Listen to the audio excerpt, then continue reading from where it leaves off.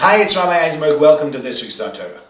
In this week's Torah, we read about two very unlikely twins by the names of Yaakov and Esav. Yaakov is the good twin, so to speak, the one that can do nothing wrong, the one who always sits and learning, and his mother loves Yaakov. And then you have the other twin, and that's Esav. Esav is the one that's known as the evil twin. Esav, the one that goes out and, according to commentators, is a murderer and an adulterer, and really not a very nice person.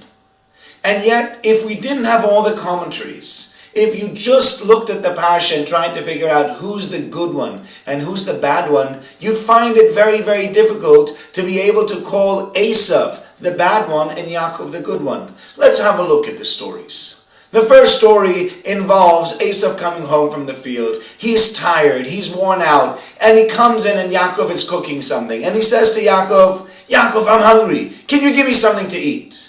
And Yaakov says, "Sure, it'll just cost you a firstborn right."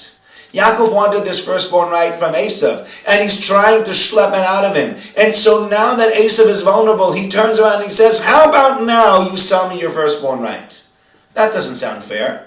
And Esav feels like he's going to die, he's going to pass out, and he says, "Just give me the soup. I'll sign over the firstborn right," and he gets rid of the firstborn right.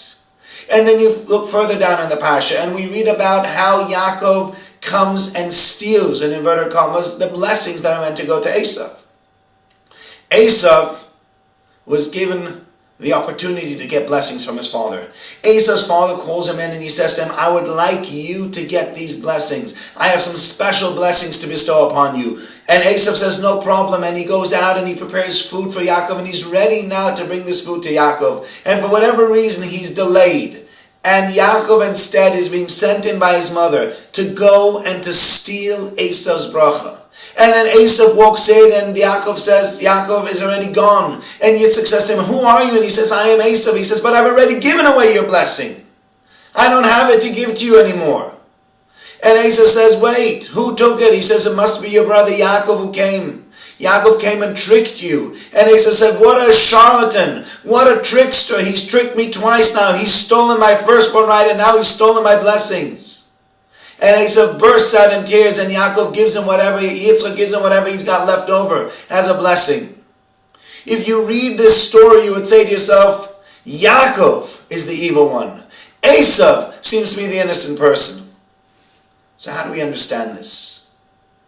And I think there's a very big lesson over here, as almost everything in the Torah has a lesson for us. And here you have a lesson as well. Many times we hear a story, and you hear the details, and you think you know all the details of the story. And then when you hear the story, you are so indignant about the way somebody has acted. How dare he act like that? How could he treat his brother like that? How could he treat his family, his business partner, his friend? Where is his humanity? Where are his manners? Where is his truth and his honesty? And in reality, if you knew all the details, you would think the other way around. In reality, if you knew the details and you knew who was right and who was wrong, you wouldn't say that. But because you only have half a story, you think you know better. You think you can make a judgment call, when in reality you cannot make a judgment call about anybody else until you're in their situation. You know exactly what's going on, and you know all the facts. And here we don't know all the facts unless we look at the Mefarshim, unless we look at our commentators and tell us really what was going on in that story, as opposed to only getting an overview, as opposed to only getting a skimmed version of the story. Next time you think you know all the details, next time you think you know better than everybody else, and you can say who is right and who is wrong, ask yourself again, if this story doesn't involve you, do you know all the details? Do you really know everything that you need to about the story? Or are you just thinking that you're clever than everybody else? Do you think you have a better idea than everybody else? Let's be careful when we judge other people. Let's be careful when we make judgment calls when we don't really know what's happening.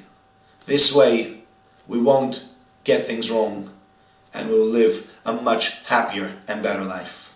I'm wishing you all a very good Shabbos.